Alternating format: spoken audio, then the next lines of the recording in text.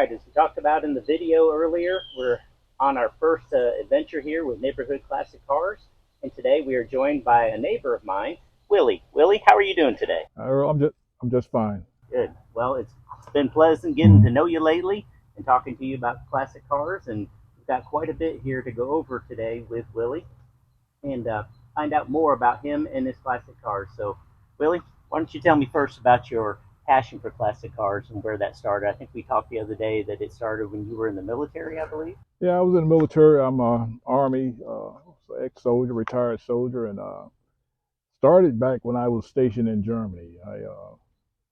If you've been to Germany and at lower rank, you know that money's tight, and you want to get around. You don't want to use the bus system, or you're too stationed too far out in the woods to catch a bus in local economy. So we would buy cars from outgoing soldiers at a pretty reasonable price, $200 or $300, and we would patch them up, fix them up. They pass inspection, and we would we paint them, we change the engine, access to a craft shop at the local installation that where you rent the tools and the booth and it's just do your craft. A lot of learning took place there, trial and error. But we would fix the cars and drive around 2 or 3 years and pass them on to the next soldier so he can enjoy that car. I believe you told me that was the early 90s. Was that correct? Actually, the early 80s. Early 80s. Yeah, yeah, I got that early one. 80s. Yeah, early 80s. Yeah, stationed overseas. So what was Yeah, that first car that you worked on that kind of got the bug going for the you? first car was a Mercury Capri. Bought it locally. It was a German specification, so I basically fixed it up and well, it was German. It was a car in Germany, but it had been passed down, so it was actually American specs, and fixed it up. I actually brought that car back to the States with me. Uh, did a lot of work, put a lot of accessories on it. A German accessory at the fur seats, the spoilers, the fog lights, and souped up engine, and brought it back to the States and drove it around. I passed it on to my brother. He enjoyed it for a while. Nice. So, do you remember what year that car was? It was a oh wow, let me see, it's 76, I believe, 76 Mercury Capri. Okay, so that's the smaller one with like the four headlights. Is that right? Yeah, they had four headlights, and they sold them in the United States, but German had a German version of it too. But yeah, it was actually Mercury Capri, and they actually had the Ford Capri over there. So yeah, Yeah, I and think back at that time, um, I was young back then, but I remember it was a different looking car than anything else. But then in the late 70s or early 80s, they kind of put the Capri and the Mustang on the same box body yeah, yeah, platform that's right, instead. that's So, correct. Yeah, that's correct. what Yeah. did it have for an engine? Wow, it had a well, it was a six cylinder, of course, six cylinder. It wasn't an inline six; it was a regular six cylinder. It had I guess 150 horsepower. Back then that was okay, but it couldn't keep up with the cars on the autobahn. They had the Beamers and so on. And actually, I ended up getting the Beamer too at the 744, something like that. I believe it was four-door twin carbureted that I enjoyed driving. I didn't do too much to that to fix it up, so I just kept it clean and drove it around the time I was in Germany. Yeah, and I developed a passion for just cars and um, European cars back then. So when I got back to the States, I was in Texas. Texas, yeah. So I drove that Capri around for a while. And I can't remember. I had so many cars start coming along. I just kind of lost track of what I had bought afterwards. After that Capri. Um, uh, yeah, That ignited your passion for my the car. So yeah, yeah, you liked enough to bring it home. yeah, I did. Well, I always did have a love for cars. My dad, he would always, he bought cars and nothing fancy. Like I said, we had a large family, so he had cars, mostly four-door sedans to drive us around. But he always kept them clean and polished and nice to look at. And so I developed a love of cars back, earlier than. But I didn't know how to fix them. I rode them, and he would let me drive them to take them, wash them off. He would let me drive them. So that was my trade for letting me drive, was to clean the car up. Uh, So yeah, it goes way back, and even farther than that. When we talk about the bicycle, with the bicycle, we used to, get straps. And my brother, we used to go find parts for bicycles, and we would put them to get the pieces together and make bikes and load them for the summer. So Yeah, I yeah, remember you mentioning a little earlier about yeah, the sissy bars. yeah, And, sissy, the banana seats, and yeah, yeah, the spider bikes they call them. I kind of wish I had one now. They worth a lot of money now, but absolutely. yeah, Yeah, you don't yeah, find them like that anymore. I can remember my first one had that, yeah. and it was cool. So you could take those handlebars that curled over, and Cool. then you put them up like that, and Yeah. it created that chopper Oh look. yeah, yeah. And we would actually we would take the front forks off some of them, cut them off, and kind of stick them in, join them together and I make our choppers out of that. It Yeah. was kind of unsafe because they wasn't welded or anything. It was just stuck together. So it was unsafe, but it was fun. So you mentioned your dad. So I think before when we had talked a little bit and getting to know each other, you had mentioned he had a love for Buicks. Buick, yeah, yeah. So I guess is that where you got your love for Buick and Yeah, it everything? was. Yeah, it is. And he had the '61 LeSabres. He actually had a black one, and he switched over to a kind of bronze one. Yeah, 4-door luxury, drove like and rode like a dream. That's why I developed a love Did for he work Buick. on the cars too? Very very little. I mean, not changing swapping engines, but change oil and stuff. He didn't He did a little bit of everything, but he didn't do much work on the car. Just didn't have the facilities to do it. I've seen him change bearings on it. I think that was the most extensive I've seen him do as far as working on the car. Maintenance. Yeah, yeah. Just kept it running. It's Yeah. kind of hard to do more when you're busy working and raising a Well, family. yeah, So it's that's great to true. see. Yeah, yeah, Absolutely. yeah. Well, let's fast forward a little bit. So when did you get to the point where you started working on, I guess, what we call today classic cars and stuff? Well, that's still carrying on from the military. I bought my first classic station in Miami for a tour, temporary duty down there. I was looking through this Trader magazine. I don't know if you remember those Trader magazine. Auto Trader. Trader and Yeah, stuff. yeah. Yeah. So I was looking there through that down in Miami and saw this 72, 71 Buick Riviera boat tail GS. White interior. Of course, it had the 455 in it. Console, bucket, beautiful car. Just a little rust from being in the Miami area down there near the ocean. So yeah, I had went and talked to the guy about it, and $1,500. So I talked him down to 1,200, and he said, he took it. And I took the car and drove it around for a few days and realized it needed exhaust. So I got the exhaust changed and drove around Miami and just cruising the streets and just enjoying it. So like I said, I was on temporary duty. Temporary duties up. I was stationed in New Jersey. So I was wondering how I was going to get back to New Jersey with that car. I was wondering if it was going to make it, So headed out. I-95 headed out, made it to North Carolina, and the fuel pump went out on me in the middle of the night. Uh, I pulled up to the service station and I said, I need some help. This lady in there, and I told her my fuel pump gone. She said, wait a minute, I'll make a phone call. She made a phone call, and I talked to the guy and told him what I needed. He shows up with a fuel pump for a 455 and put it on out there in the parking lot and Mm-hmm. finished my trip to New Jersey. It was, Wow. yeah, well, That was all right. So yeah. what year was that? Do you remember? It was 89.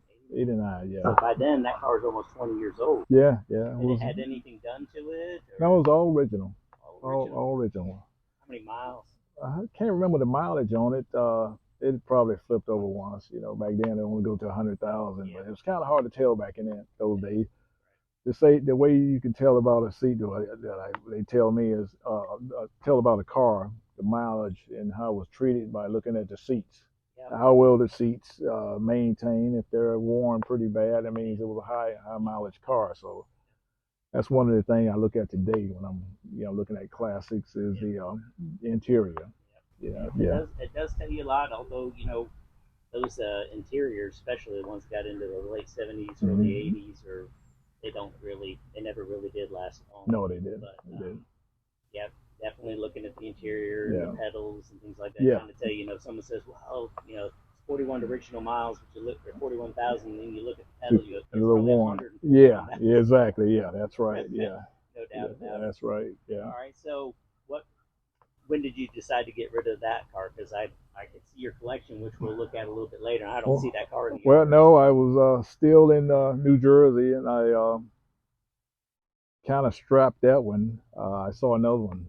I strapped that one. I took everything that I could out of it, even the engine and the seats, and stored that and bought another one uh, that was slightly damaged and had less rust on it.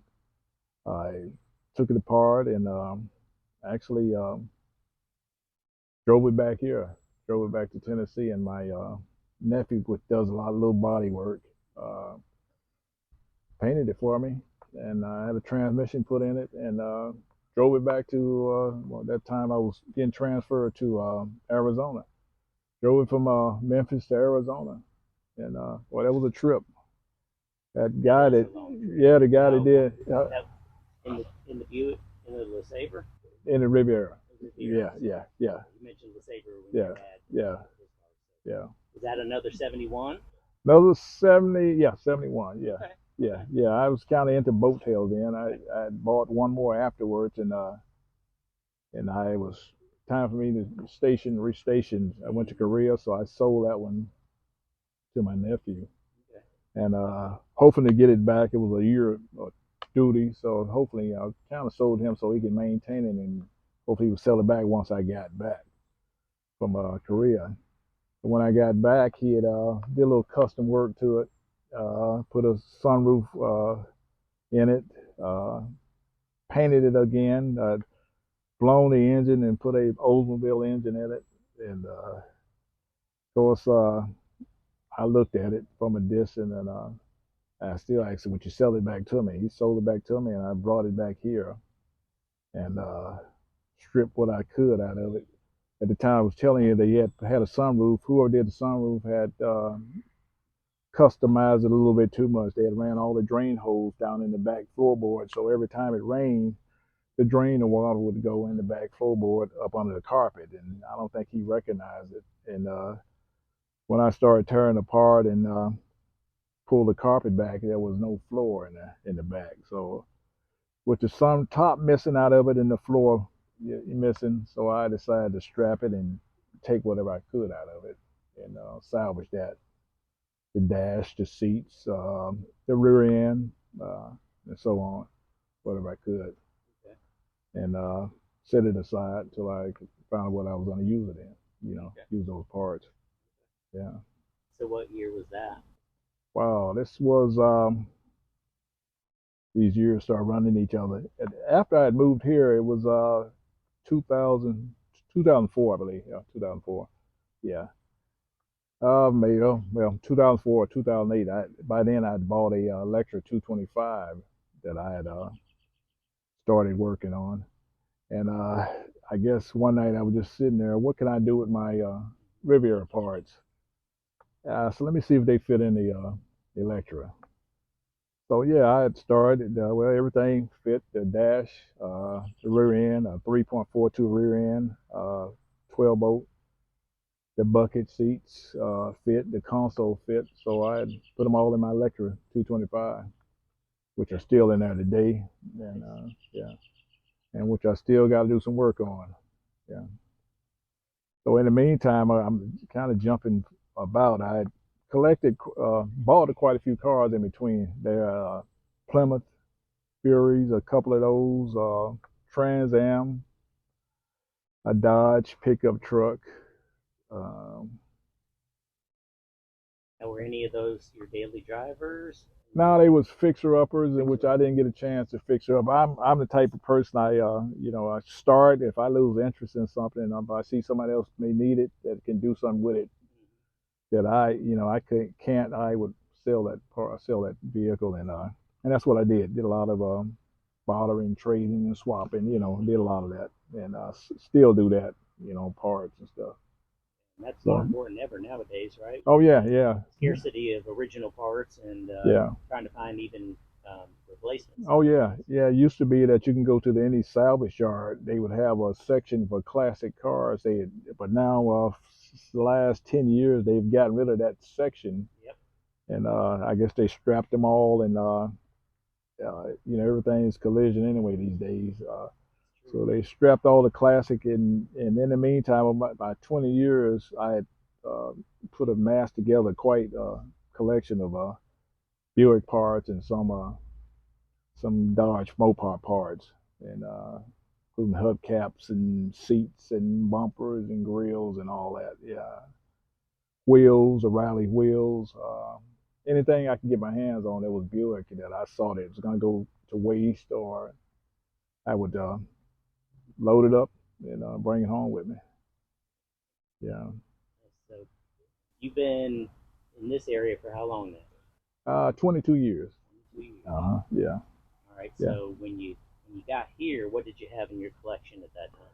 I had a few boat tail parts I brought with me that was in my shipping from the military. So I stored them in my little shack there, and they just over the years they kind of just grew from there. Every time I get parts, I would buy cars, take some of the parts off that I couldn't use, or strap the car or trade it, and it kept growing and growing, with parts. And I had actually other people, they don't want the parts, such as carburetors. This guy, a friend of mine, had given me a crate of carburetors, Rochester carburetors, which I thought, man, you sure you want to get rid of those? Because they're getting hard to find, and you can always put them together to make one, use the parts off of them.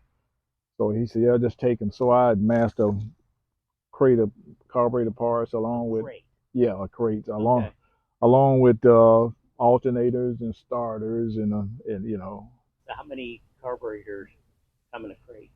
Well, it's that kind of. I think I got about 10 in that crate there, Right. because I already had some on the shelf there. So I, hate to see stuff like that go to waste. Right. Someone can use it, the parts on it. So I say I'll take them.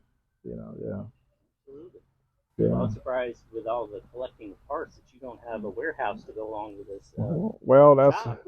Yeah. I intend for this to be my shop, but it actually turned into more of a warehouse / shop. I'm running out of space, so you kind of need to add on to the shop. either that or start selling some stuff. Yeah. So, what is your projects that you're working on these days, Willie? My project I'm working on today, these days, for the last couple of years, has been my Rivieras. Okay.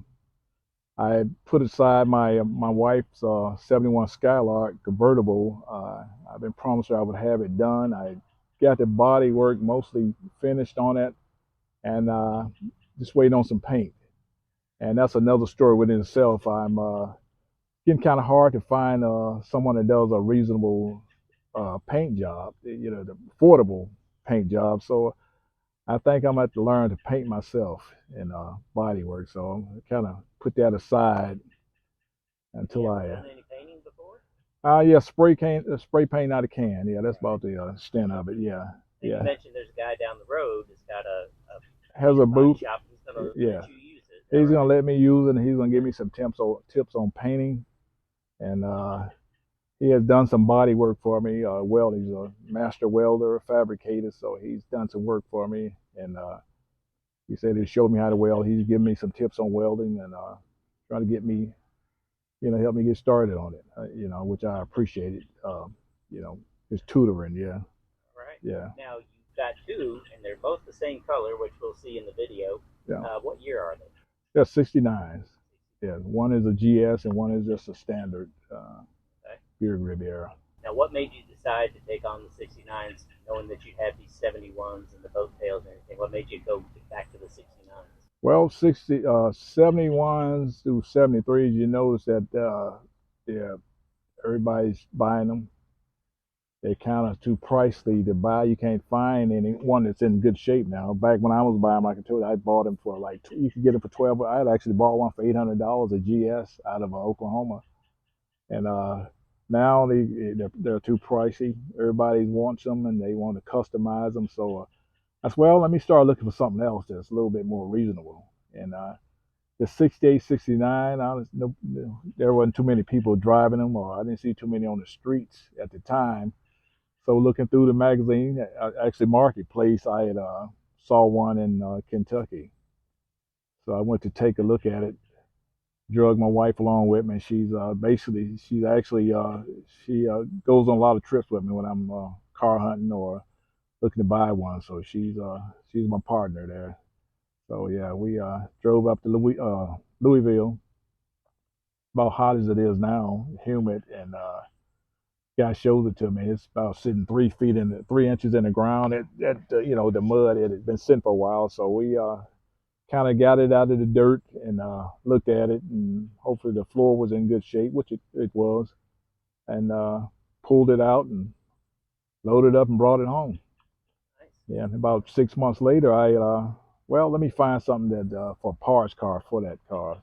Since they was getting hard, I figured I'm a parts car guy. I always want extra. You need extra parts. So I saw one in Chicago, near Chicago, that had bucket seats, which they're rare. The GS is rare. So guy had a pretty decent price for it, and I figured it was worth the drive up there. So here we go. Me and my wife loaded up, one Sunday, and took that ride up there, and we picked it up and brought it back. Yeah, yeah. Now, again, we're going to be looking at these cars. So this other one that you got in there, that's a LeSabre? That's a electric 225. Yeah, yeah. That's the deuce and a quarter. The fabulous deuce and a quarter. Yeah, yeah. Now, what do the Rivieras come with for engines for that year? These are 430s. 430. The 430 was made from 67 to 70, and then they switched over to the 455. Okay. Yeah, which actually has more horsepower than well, the 455 71 had horsepower. That was rated at 360, but you get past beyond that, they start dropping because of the emission. They drop down to 200 and something horsepower. So one of these is kind of the post nailhead era. Yeah, that's correct. Yeah. Okay. Mm-hmm. Good deal. Well, Willie, you mentioned your wife Dina is your partner in all these adventures that you've been taking and stuff to go find cars and stuff, and so we've got her here with us today. Afternoon, Miss Dina. How are you doing? I'm doing well. Glad to be here. Willie mentioned you as being a partner in all this, and so tell me, what's your point of view on all this stuff going on with these classic cars? Do you like this going on? Well, it keeps him at home. It keeps him busy. It's something that he's had a passion for many years. I'm just looking forward to the day that one of them's complete, that we can take a ride. Well, they're never complete, isn't that right? That's right. Some form of That's right. Yeah, if you can't complete them because you want, it takes all the fun out of it. So I gotta, Okay, some drivability. Yeah. How about that? Okay. Yeah. I understand that. That makes a lot of difference. Now, Willie had mentioned something about a 71 Skylark. That's yours? Yes, that he purchased for me. I can't remember where Greenville, South Carolina, North Carolina, one of the Carolinas. Yeah, in 2017, I bought it. Okay. And you mentioned he still owes you a paint job. I think he owes me a little more than a paint job. Yes. So you've had it about 5 or 6 years. Yes. It had a blown engine. Need a little body work, and we've got the body work done now. Just needed a paint. The engine runs. It's drivable if you want to sit on a bucket and strap yourself in. You can drive it down the street. No, thank you. It's drivable. Just waiting on the paint job. And like I mentioned, that she wants it blue. She don't want it back the copper color, original color. So we went through a few blues, so we kind of narrowed it down to a blue. Is it going to be one of the original blues from that year? No, it's a Caspian blue. I'm gonna put those Rivieras on the back burner and get it running for us. So we in here always talking about Route 66. Route 66. That was the original plan for when I bought the Electra, was to cruise Route 66 and all the way to California but that's on the back burner too. I still We do a lot still of back burning, don't we? yeah, it's still a dream. You know, Yeah. I still plan on doing it. Yeah. Sounds like something you'll do in one of these vehicles. Yeah, I am. If not in a vehicle, we're gonna take an RV and cruise Route 66. But we want to do Route 66. Yeah. We're back here in your beautiful shop that I saw from a distance getting built a few years ago. Why don't you tell me a little bit about it? Well, I retired a couple of years ago, and one of the things me and my wife talked about is having a shop out back. The storage I had, the bins I had up front there was getting filled with parts and stuff. So we had agreed to a shop. So we had it's been about a year and a half now, and I started moving stuff inside. You can see, and moving and didn't realize how it accumulated so much stuff, so many parts and stuff, and so I started, as you can see, it's kind of overcrowded. I'm actually running out of working space in here, so I'm going to either have to build a storage for my parts or get rid of some of my cars. That's the option, which I don't want to do. Sounds like you're going to be building some storage. Yeah. Yeah. You got some beautiful cars. So you got quite a hubcap collection here. You got a little history on that? Well, I just started collecting them. I just like, I'm old school, so I like hubcaps. I like to style different styles of them, the emblems, the Buick emblems on all of them. You can see mostly all of them are Buick emblems, except we got a few more parts up there in the corner there. But mostly all of them are Buick. I just started collecting them a few years ago and kept on. So is there anything in here that your go-to piece of equipment or tools that you like to go to when you're working out here? No, well, my go-to now is I just got an air pump, and that's basically ran air system through my garage. I like the air system. I use my air tools quite a bit. As far as mechanical tools, I really don't have a big collection of them. I just, whenever I need one, I go out and purchase it. And so I don't have a big collection of tools. Whatever I got what I need, and no extras. You had mentioned too that you've got quite a storage of Buick parts and stuff like that. Is that something we could take a look at? Oh yeah, today? I got starting over here.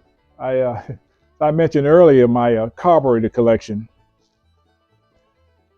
that I had started. That's my carburetor collection there. All those are Rochesters. Nice. And I have a few more here with a bunch of starters, alternators, air conditioning compressors, distributors. Are these all Buick parts? All Buick, except for maybe a few Dodge parts sitting in there. And I think I got one Chevy manifold behind you there, but everything else is Buick. Yeah, it's definitely air conditioned back here. Yeah. If you like hot.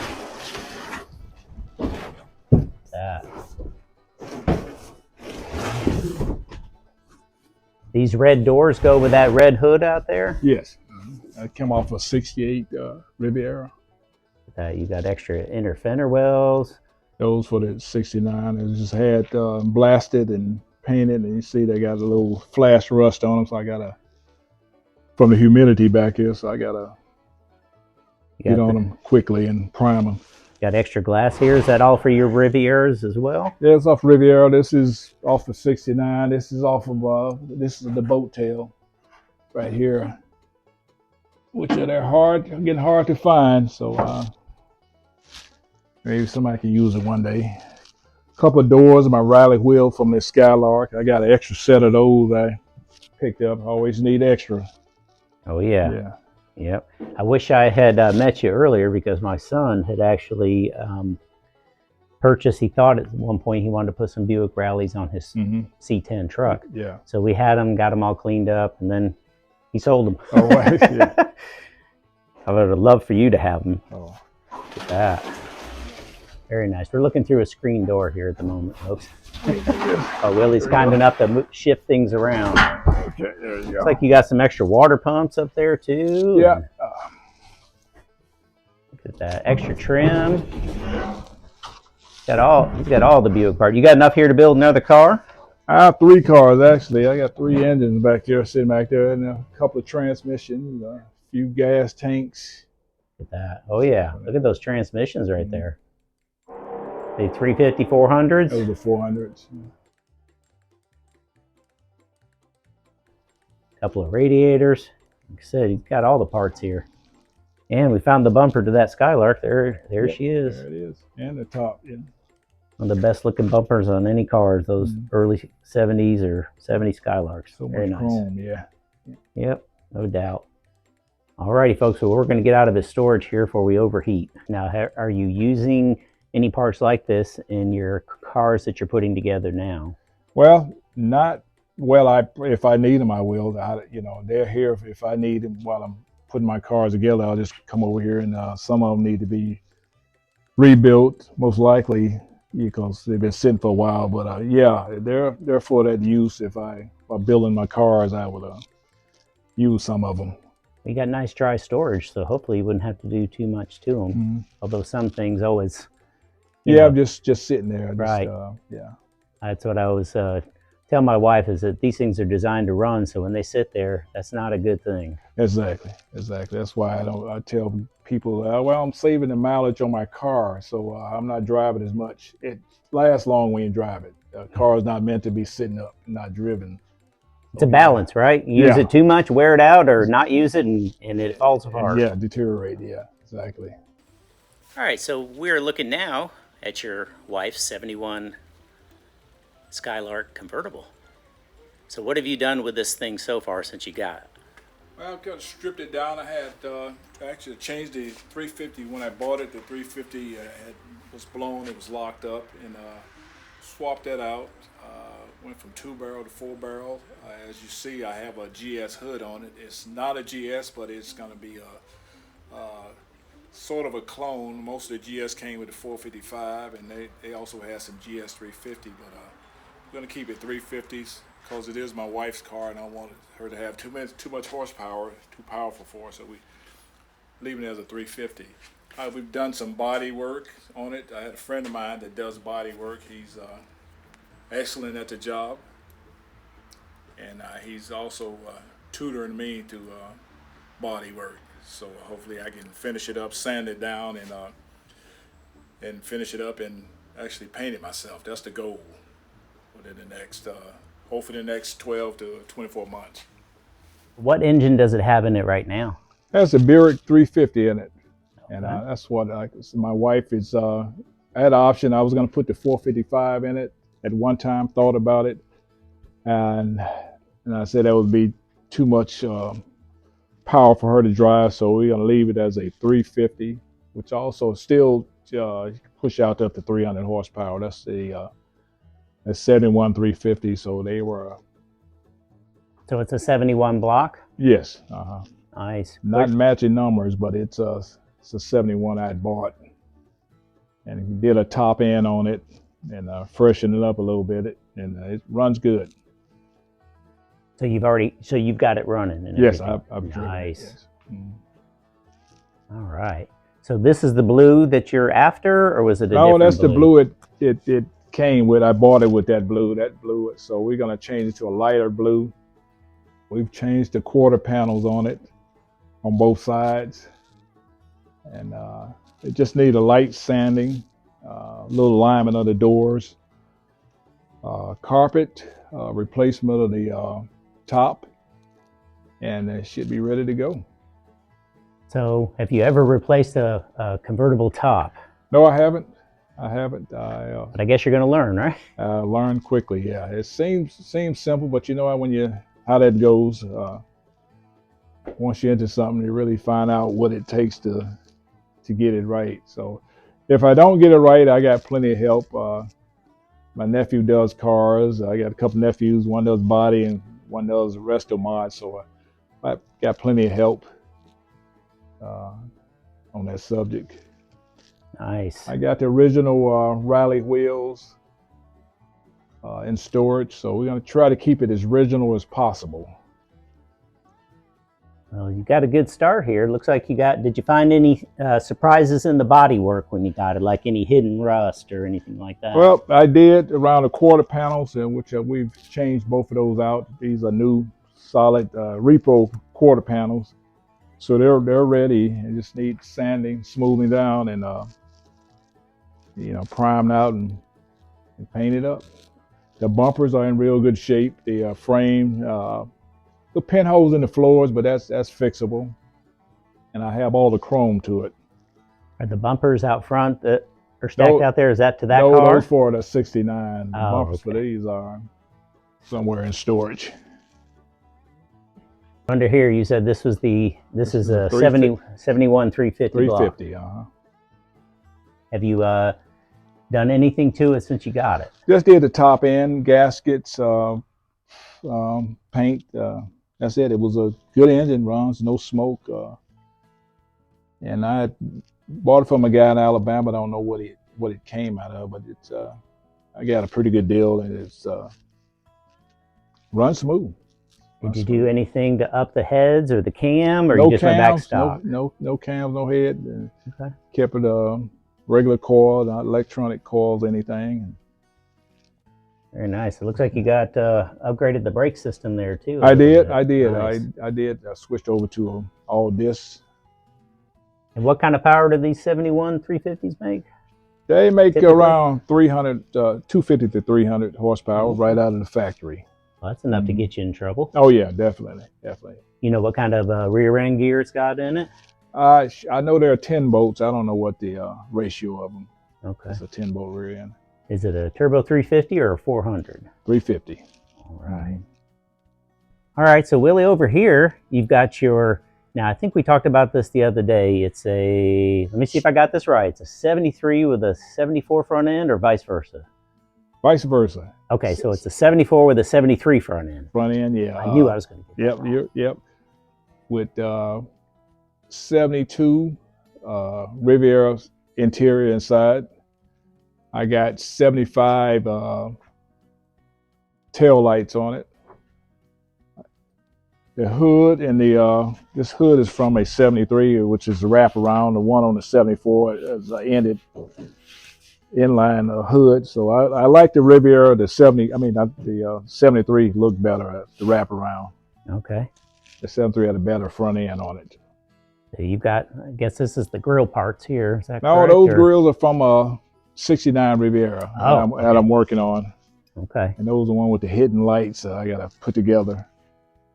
Yeah, I like those hidden lights as long as those vacuum actuators work, right? This is your grill, right? Yes, the grill from the Skylark.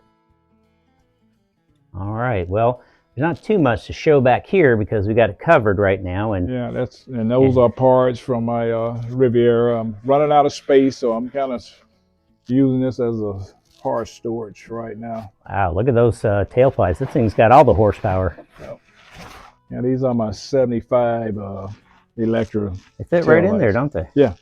And you like those taillights better than I like them, yeah. All right. Yeah, a little bit more chrome. I'm a chrome guy, so I like a lot of chrome. It's funny that you mention that because a lot of the guys that are restoring them are, 20, 30 years younger than we are, and they're all about the black steelies and blacking out stuff, and they can't stand chrome. Yeah, that's right. They hate Craker mags, or they hate the Keystone Classics. Yeah, that's right. And, I got to thinking, I was like, why do they hate them so much? And I figured out they never grew up with chrome. No, they didn't. Everything's blacked out, right. aluminum, alloy, or just plastic bumpers. And, they never knew what that was like to have chrome. Yeah, when I was a kid growing up, man, that was a sign you had a hot rod when you had mag wheels on your car. Exactly. You get on Saturday afternoon, you get to polish all the chrome up, and you're out. We're ready for Saturday night.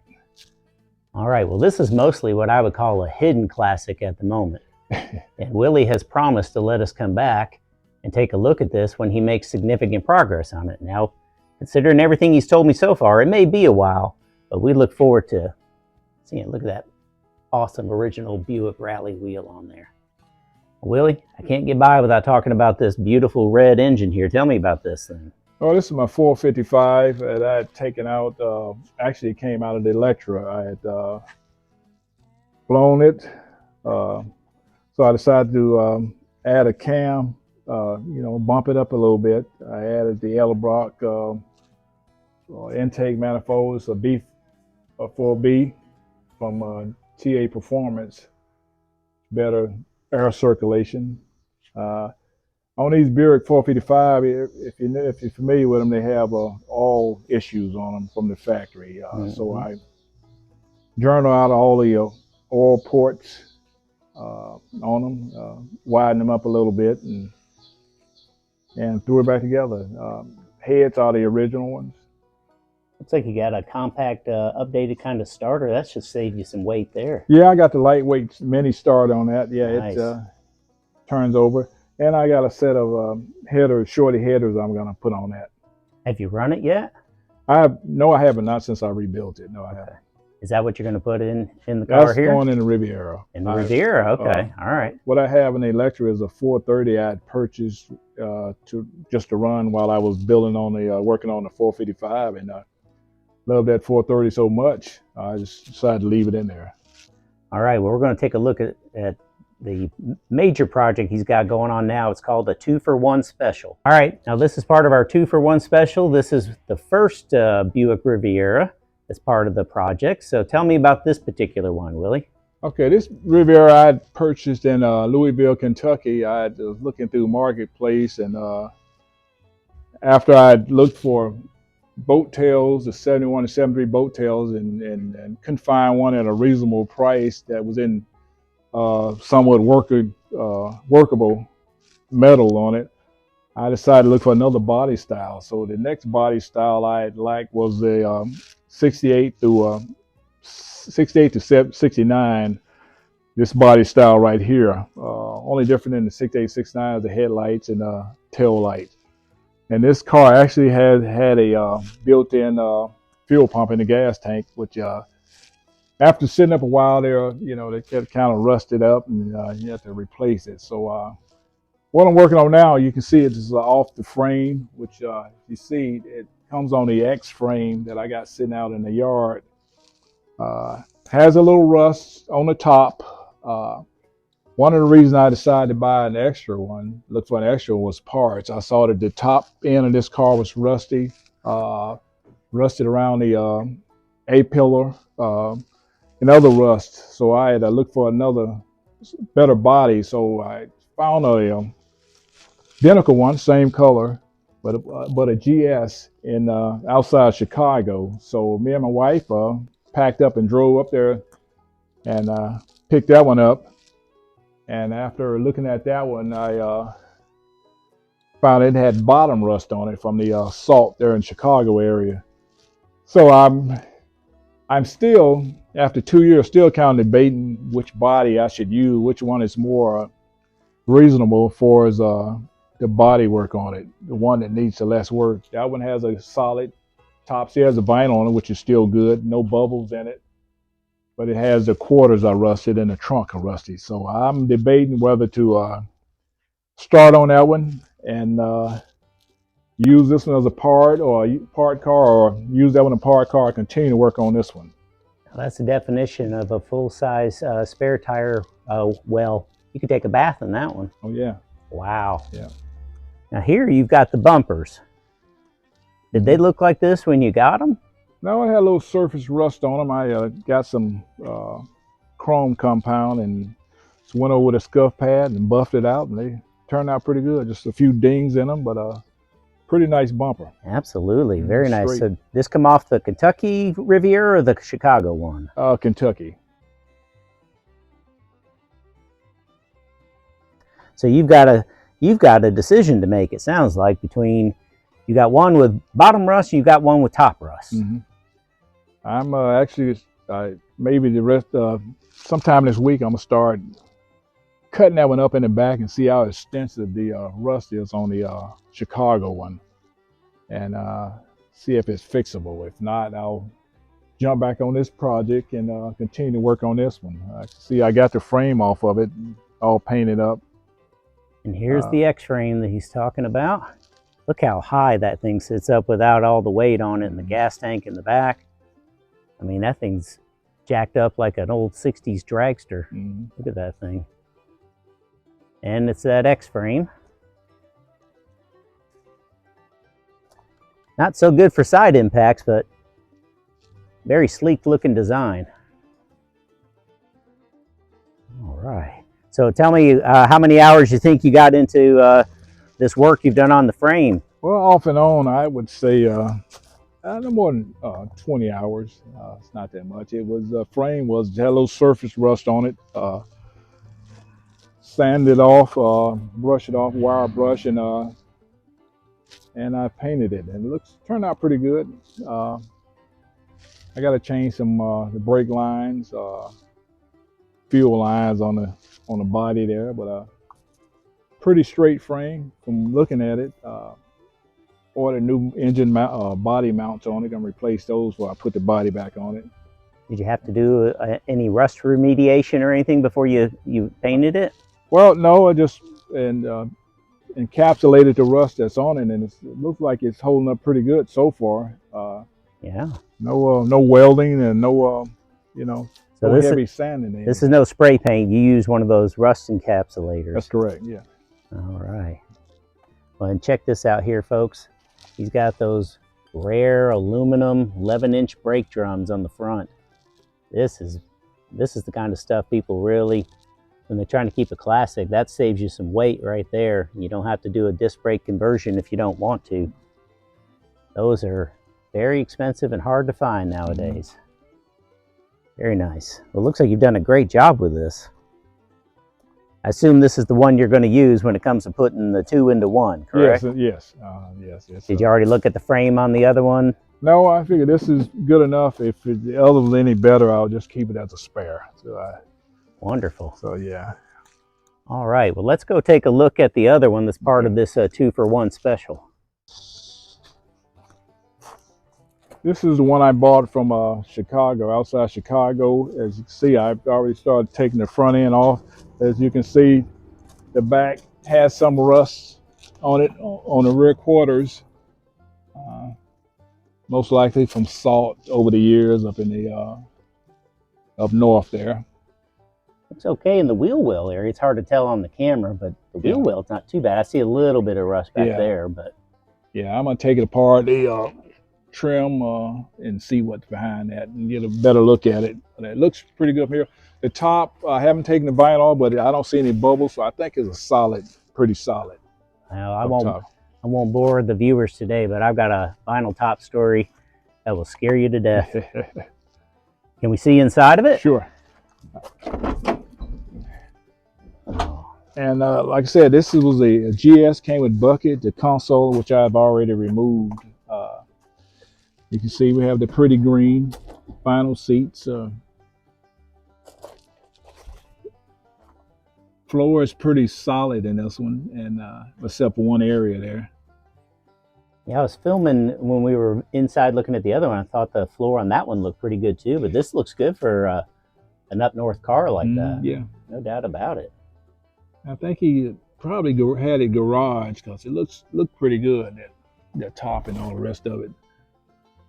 Very nice. So everything's interchangeable with that one. I'm gonna have to remove some of the studs for the bucket seats out of this one if I decide to use the other one and put it in that car because they had bench seats in it. Are you trying to go Tesla here with this self-driving steering wheel? No, I don't think I'm ever going self-driving or electric on any car. So there you go. There you go. I agree with that. I'm all about the internal combustion engine myself. Mm-hmm. All right, so I guess these are some of the extra wheels and things, and it looks like you got yourself a nice little Riviera those bumper on it over there. Yeah, those most of the front fenders, bumpers, extras off the salvage yard car I bought. And on the other side, they're mostly 71 to 73 Riviera parts that I accumulated over the years. Still working on bicycles? I see one over there. Bicycles, lawnmower, you name it. Leaf blowers, anything. All right, well, let's take a look at the other side of this 69 beauty here. It looks like you've been working on the front end of this one too, encapsulating. Yeah, this one I started on it and painted up and pushed it aside, brought the other one out. Haven't decided which one I'm gonna use, so I started on this one first, actually. Well, even if you go with the other one, you got another spare set of those beautiful aluminum fin drums there, no doubt. Yeah, that is really not bad in those areas for a car from up north. Not bad at all. Yeah, it's a little surface rust. Let's take a look at the back end here. All right. Very nice. Like that back window too. All righty. Well, we're about ready to wrap it up here today. And we want to thank Willie for allowing us to come on over and check out his collection of neighborhood classic cars. They're all sort of a work in progress, and that's something I think most of us can appreciate with trying to work on things. I know that we've got our own C10 truck we're still working on, and Willie's driven by, and I know he's seen it in different stages with the bed on, bed off, and things like that. But sounds like he's got a goal. He's going to ride in Route 66 one of these days, hopefully with the convertible Skylark. If hopefully not, in the next couple of years, maybe the Riviera. So what do you think you're going to focus on here over the next few months until the cold, dreary, middle of the country weather kicks in? Well, I'm going to get back on that. I'm going to tear that 69, just see where it is as far as metal work, how much work is needed on that, so I can decide if I'm going to work on that one or the one inside the shop. And once I decide, I'm going to pull it aside, push it aside, and start working on my wife's Skylark. Sounds good. Sounds good. And it's best to paint. They told me in the summertime or the fall time, paint doesn't do too good in the wintertime. Neither does welding metal, from what I've been told. All right. Well, Willie, we sure do appreciate you allowing us out here and being the first in our series of neighborhood classic car videos. And if you like what you saw today, we hope you'll give it a like and a thumbs up and subscribe for future videos.